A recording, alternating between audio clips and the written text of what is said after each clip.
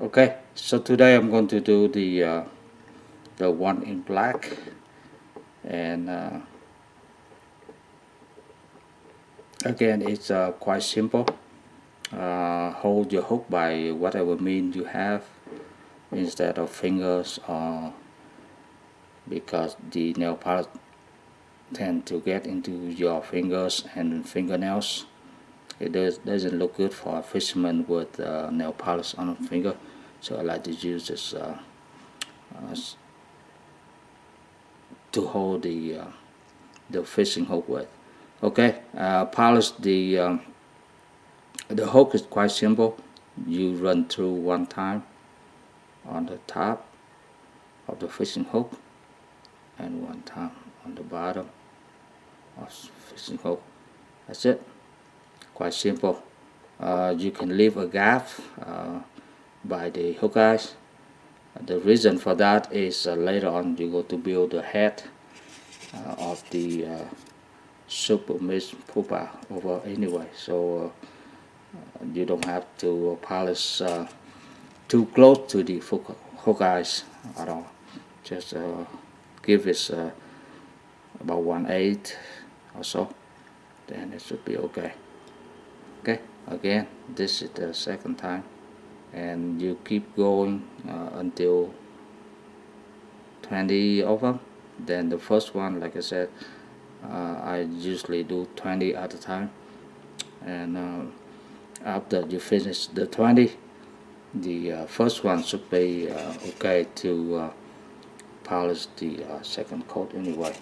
So after you finish to polish it up, all you have to do is put it up someplace for it to dry, and put it near the heat lamp, or have a fan blow on it, or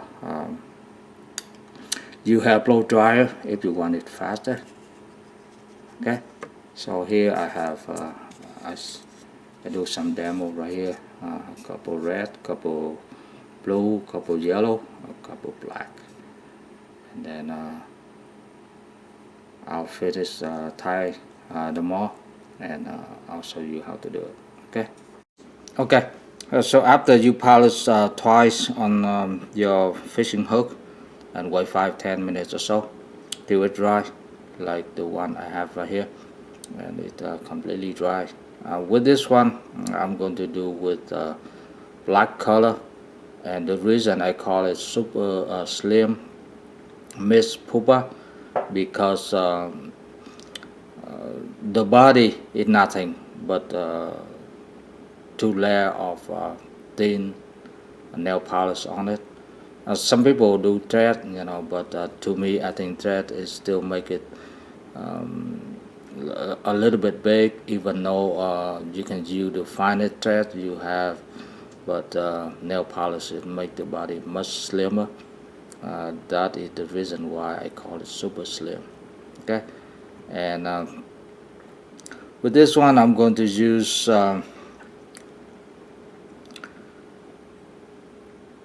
UTC 210 thread in pink color.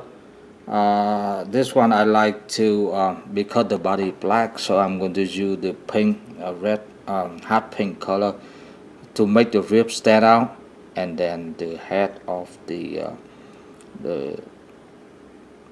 fly will be in pink also, so it make it pretty interesting with this color, and I believe it's going to look good. Okay, started out, we make a few turns to hold the thread still, and then you're going to do the ripping. With the way you do the ripping, make sure twist your line really good, so it won't flat out while you do the ripping. Without you twisting your line, your thread, it will flatten out, and then it won't so much on the body of the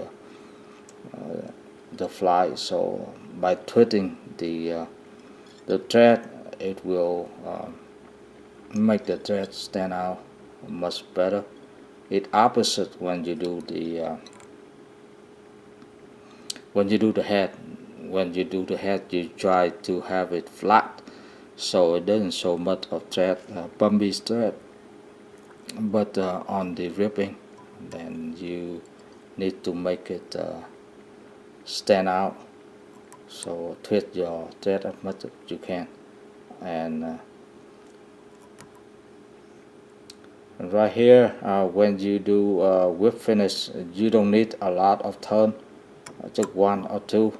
It will hold, because later on you want to have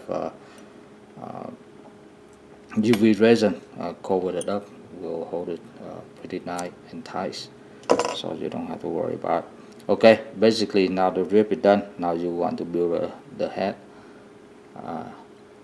the same thread again, run a few times to hold the thread still, and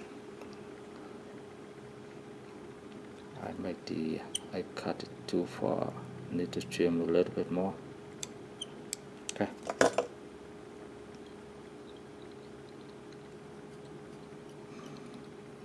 Okay, start to build the head. So you the thread doesn't matter really. What I mean is, if it's flat or not, just build it up, bunch of turn, make it look like a head, and then when you want to finish, untwist your line, untwist your thread. That's what I mean. Untwist your thread so it will flat out the head without showing a lot of thread over it. And basically you try to flat out as much as you can, but at the end the UV light, the UV resin will smooth them out, all of them anyway. So okay, now you after you build the shape of the head, it's about done. Then just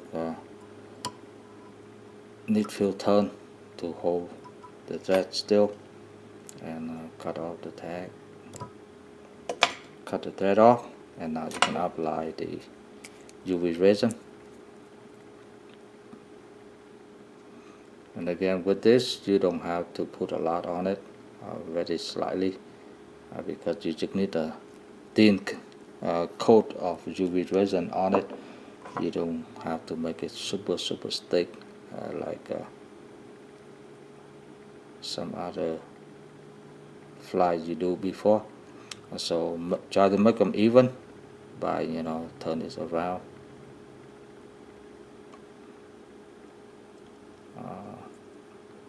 Work on the underneath, work on the side, make them even.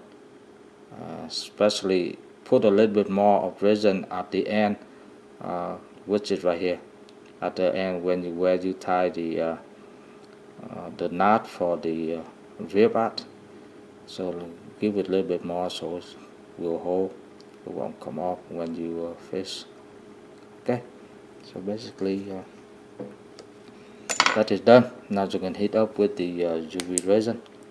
It doesn't take long, probably 5-10 seconds or so, and try to move it around, turn it upside down, try to heat it on the side, on the back, on the bottom, on the top, all different directions as you can, so it can be dry up evenly. And here it is, the finished super slim UV resin, and here it is.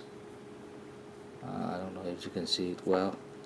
Okay, right here, and I think it looked pretty good to me. And this fly, I know I'm going to catch some fish for you.